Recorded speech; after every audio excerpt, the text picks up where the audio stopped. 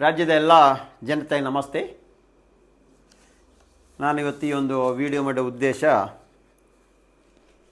ಅಸಹಜ ಸಾವು, ಅಪರಿಚಿತ ಗಂಡಸು.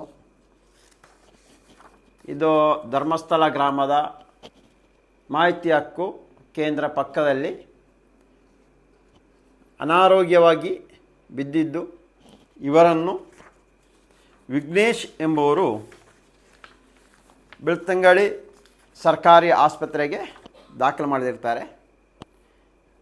ವಿಷಯದಲ್ಲಿ ಆ ವಿಷಯವನ್ನು ನಿಮಗೆ ಒಂದು ವಿಷಯವನ್ನು ತಿಳಿಸ್ತಾ ಇದ್ದೀವಿ. ಅದೇ ರೀತಿಯಲ್ಲಿ ಈ ವಿಡಿಯೋ ಈ ಪ್ರಶಾಂತ್ ಸುಬ್ಬಸಾಲೆ ಇವರು ಕರ್ನಾಟಕ ಯಾವ ವ್ಯಾಪ್ತಿಯಲ್ಲಿ ಈ ಥರ ಹೆಸರು ಬರುತ್ತೆ ಅಂಥ ಕಡೆ ಒಂದು ಸ್ವಲ್ಪ ಶೇರ್ ಮಾಡಿ ಕಳಿಸೋ ಕೆಲಸವನ್ನು ಮಾಡಿ.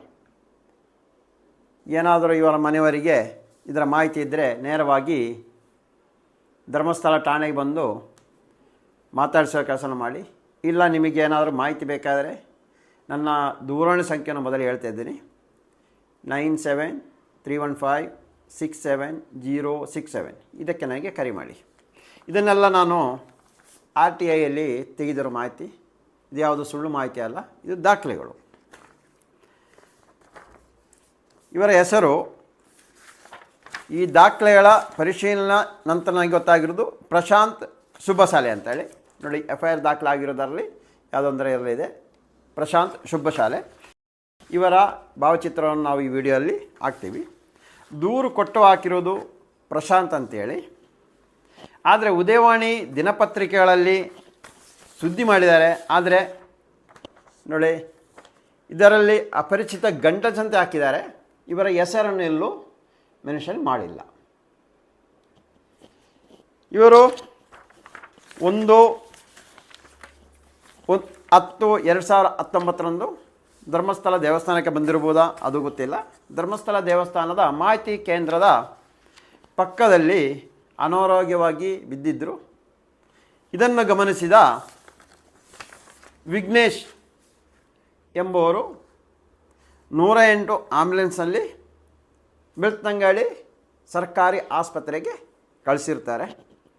ಇದಾದ ನಂತರ 9/10/2019 ಇವರು ಮೃತಪಟ್ಟಿರ್ತಾರೆ. ಇದಾದ ನಂತರ 9/10/2019 ಖಾಸಗಿ ಆಸ್ಪತ್ರೆ ಆಗಿರುವ KS ಹೆಗ್ಡೆ ದೇರಳಕಟ್ಟೆ ಈ ಆಸ್ಪತ್ರೆಯಲ್ಲಿ 21/10/2019 ತನಕ ಇಟ್ಟಿದ್ದು. ಅಲ್ಲಿ ಮರಣೋತ್ತರ ಪರೀಕ್ಷೆ ಮಾಡಿ 12 ದಿನಗಳ ನಂತರ ಧರ್ಮಸ್ಥಳ ಗ್ರಾಮ ಪಂಚಾಯತ್ನವರು ಇದನ್ನು ತಂದು ದಫನ ಮಾಡಿರುತ್ತಾರೆ. ಅಂದರೆ ಧರ್ಮಸ್ಥಳ ಪೊಲೀಸ್ ಠಾಣೆಯಿಂದ ಪಂಚಾಯತ್ವರಿಗೆ ಒಂದು ಪತ್ರ ಕೊಡ್ತಾ ಇದ್ದಾರೆ, ಈ ರೀತಿಯಲ್ಲಿದೆ, ಇದನ್ನು ನೀವು ತಂದು ಇದು ಮಾಡಿಸ್ಬೇಕಂತ. ಮೊನ್ನೆ SITಯಲ್ಲಿ ಒಂದು ಯಾವುದೊಂದು ತನಿಖೆ ಮಾಡಿದ್ದಾರೆ. ತನಿಖೆ ವರದಿಯನ್ನು ನೋಡಿದೆ. ಅದರಲ್ಲಿ ಧರ್ಮಸ್ಥಳ ಗ್ರಾಮದಿಂದ ಅನಾರೋಗ್ಯವಾಗಿ, ಅಂದರೆ ಯಾರೋ ಅಪರಿಚಿತರು ಮಂಗಳೂರಿಗೆ ಆಸ್ಪತ್ರೆ ತಗೊಂಡೋಗಿ ಅಲ್ಲಿ ಡೆತ್ ಆದ ನಂತರ ಅದನ್ನು ಮಂಗಳೂರು ಮುನ್ಸಿಪಾಲ್ಟಿ ವ್ಯಾಪ್ತಿಯಲ್ಲಿ ಮಣ್ಣು ಮಾಡಿರೋದು, ಎಲ್ಲಿ ಮಾಡಿರೋದು, ಯಾರು ಎಲ್ಲವನ್ನು ಡಿಟೇಲ್ ಆಗಿ ಕೊಟ್ಟಿದ್ದಾರೆ. ಇದನ್ನು ಅದೇ ಥರ ಮಾಡಬೇಕಿತ್ತು. ಯಾವುದೇ ಕಾರಣಕ್ಕೂ ಒಂದು ಗ್ರಾಮದಲ್ಲಿ ಒಂದು ಅಪರಿಚಿತ ಹೆಣ ಸಿಕ್ಕಿದರೆ, ಮೃತದೇಹ ಸಿಕ್ಕಿದರೆ ಯಾವುದೇ ಕಾರಣಕ್ಕೂ ಅದನ್ನು ತಿರ್ಗಾ ತಂದು ಅದೇ ಗ್ರಾಮದಲ್ಲಿ ಊತ ಹಾಕುವ ಕ್ರಮ ಎಲ್ಲೂ ಇರೋದಿಲ್ಲ. ಅದು ಅಲ್ಲ, ಈ ಅಪರಿಚಿತ ಶವನ್ನೆಲ್ಲ ಖಾಸಗಿ ಆಸ್ಪತ್ರೆಯಲ್ಲೂ ಮರಣೋತ್ತರ ಪರೀಕ್ಷೆ ಮಾಡಲಾಗಲಿ, ಮೋರ್ಚಲ್ಲಿ ಹಿಡಿದಾಗಲಿ ಇಲ್ಲ ಅಂತ ನಮಗೆ ಸಿಕ್ಕಿರೋ ಮಾಹಿತಿ. ಅದೇ ರೀತಿಯಲ್ಲಿ ಈ 12 ದಿನದ ಮಧ್ಯೆಯಲ್ಲಿ ಇವರು ಸುದ್ದಿ ಮಾಡಿದ್ದಾರೆ, ಯಾರೂ ಬಂದಿಲ್ಲ. ಈ ಸುದ್ದಿ ಮಾಡೋ ಇದರಲ್ಲಿ ಅವರ ಹೆಸರನ್ನು ಆಗ್ತಾಯಿಲ್ಲ. ಇನ್ನೊಂದು, ಈ ವಿಘ್ನೇಶ್ ಎಂಬುವರು ಆಂಬ್ಯುಲೆನ್ಸಲ್ಲಿ ಆಸ್ಪತ್ರೆಗೆ ಕಳಿಸಿರ್ತಾರೆ. ನಂತರ ಅದರ ಹಿಂದೆಯೇ ಅವರಿದ್ದರಾ? ನಂತರ ಈ ವಿಘ್ನೇಶೇ ದೂರು ಕೊಡ್ತಾ ಇದ್ದಾನೆ. ಇದು ಯಾವ ರೀತಿಯಲ್ಲಿ ಅಂತ ಗೊತ್ತಾಗ್ತಾ ಇಲ್ಲ. ಇದೊಂದು ಸ್ವಲ್ಪ ಡೌಟ್ ಹೊಡಿತಾ ಇದೆ. ಇವನಿಗೆ ಯಾರು ಇವಾಗ ವಿಘ್ನೇಶ ಆಂಬ್ಯುಲೆನ್ಸಲ್ಲಿ ಕಳಿಸಿರೋದು ವಿಘ್ನೇಶ್ ಅಂತ ನಿಮಗೆ ಯಾವ ರೀತಿಯಲ್ಲಿ ಗೊತ್ತಿತ್ತು? ಈ ವಿಘ್ನೇಶಿಗೆ ಯಾರು ಹೇಳಿರೋದು ಇವಾಗ 9 ನಂತರ ಮೃತಪಟ್ಟಿದ್ದಾನಂತ? ಆ ನಂತರ ಹೋಗಿ ದೂರು ಕೊಡ್ತಾ ಇದ್ದಾನೆ. ಮೃತಪಟ್ಟ ನಂತರ ಇವನಿಗೆ ಹೆಂಗೆ ಆಗಿರೋ ಗೊತ್ತಾಗಿರೋ? ಪ್ರಶಾಂತ್ ಅಂತ ಹೆಸರಂಗೆ ಗೊತ್ತಾಗಿರೋದು? ಇದೆಲ್ಲ ನಮಗೆ ಒಂದು ಸಣ್ಣ ಡೌಟ್ ಹೊಡಿತಾ ಇದೆ. ಅದರಿಂದ ನಾನು ಹೇಳ್ತಾ ಇರೋದು, ರಾಜ್ಯದ ಜನತೆಗೆ ನೋಡಿ, ಈ ಒಂದು ಅವರ ಭಾವಚಿತ್ರವನ್ನು ನಾವು ಈ ವಿಡಿಯೋಲ್ಲಿ ಹಾಕ್ತೀವಿ. ಪ್ರತಿಯೊಬ್ಬರು ಆದಷ್ಟು ಇದನ್ನು ಶೇರ್ ಮಾಡಿ. ಇಲ್ಲ ನೀವು ಇದರಲ್ಲಿ ವಿಡಿಯೋ ತೆಗೆದು ನೀವು ಸುದ್ದಿ ಮಾಡ್ಬೋದು. ನ್ಯೂಸ್ ಮಾಡಿ ಯಾರಂತ ಗೊತ್ತಿದ್ದರೆ ನೇರವಾಗಿ ಠಾಣೆ ಹೋಗಲಿ, ಇಲ್ಲ ನಮ್ಮ ಹತ್ರ ಬರಲಿ, ನಾವು ಅವರಿಗೆ ಬೇಕಾದ ಕಾನೂನು ವ್ಯವಸ್ಥೆಯಲ್ಲಿ ಸಹಾಯವನ್ನು ಮಾಡ್ತೀವಿ ಅಂತ ಈ ಮೂಲಕ ಕೇಳ್ಕೊಳ್ತಾ ಇದ್ದೀವಿ. ಅದೇ ಪ್ರಕಾರವಾಗಿ ನಾವಿವಾಗ ಇದನ್ನೆಲ್ಲ ಹೇಳ್ತಾ ಇದ್ದರೆ ನಾಳೆ ನಾವು ಪಿತೂರಿದಾರರಾಗ್ತೀವಿ. ಯಾವುದು ಮಾತಾಡುವಂಗಿಲ್ಲ, ಯಾವುದನ್ನೇ ಮಾತಾಡಿ ಇನ್ನೊಂದು ರೀತಿಯಲ್ಲಿ ನಾವು ಪಿತೂರಿ ಮಾಡ್ದಂಗೆ ಆಗುತ್ತೆ.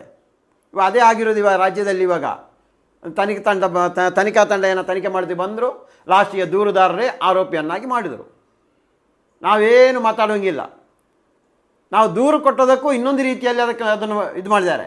ಅದನ್ನು ಹೇಳ್ತೀವಿ ಮುಂದಿನ ಹೇಳಿ ಪ್ರತಿಯೊಂದನ್ನು ಯಾವ ರೀತಿಯಲ್ಲಿ ನಮ್ಮನ್ನು ಆರೋಪಿಯನ್ನಾಗಿ ಮಾಡಿದ್ದಾರೆ ಎಂಬ ಮಾಹಿತಿಯನ್ನು ಮುಂದಿನ ದಿನದಲ್ಲಿ ನಮ್ಮ ಕಾನೂನು ಸಲಹೆಗಾರ ಹತ್ರ ಕೇಳಿ ನಾವು ಕೊಡ್ತೀವಿ.